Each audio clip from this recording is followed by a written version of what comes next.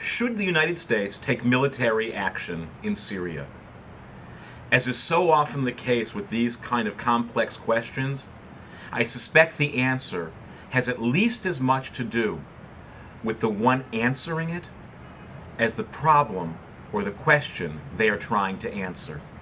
In recent days, it's become increasingly clear that President Obama and his administration think it's a good idea to take military action in Syria, marshaling evidence both from facts on the ground and even from the absence of facts on the ground.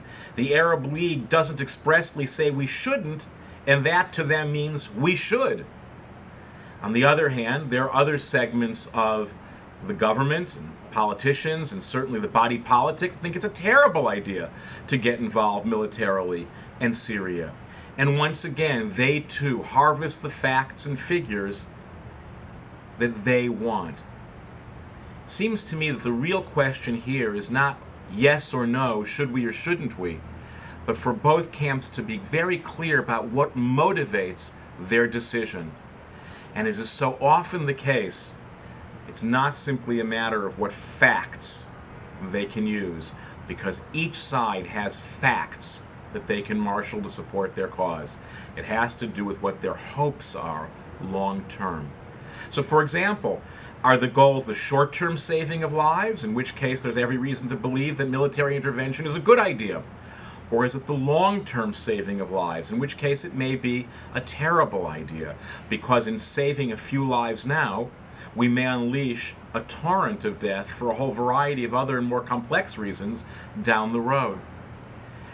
I think, like so many of these decisions that we assume are made from the head, the truth is they're very much made, as one teacher of mine used to say it, from the neck to the knees.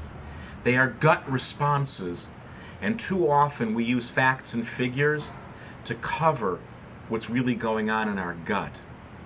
For example, how much do you trust the people telling you what it is they're telling you? The truth is, change the names and you could actually imagine the current administration being the Bush administration arguing for military involvement in Iraq. Change those names and you could easily imagine it was the Clinton administration arguing for military involvement in Kosovo. It seems to me before we take any action or voice any opinion, it would be really important to figure out what our long-term goals are, whether or not they are really matched with our short-term policy prescriptions, how much we're deciding based on how much we trust the person talking to us as opposed to what they're actually saying, and finally admitting that sometimes we have gut responses that are different from our head responses. I can't tell you which to listen to, but I know it's important to know which is which, especially when so much is on the line.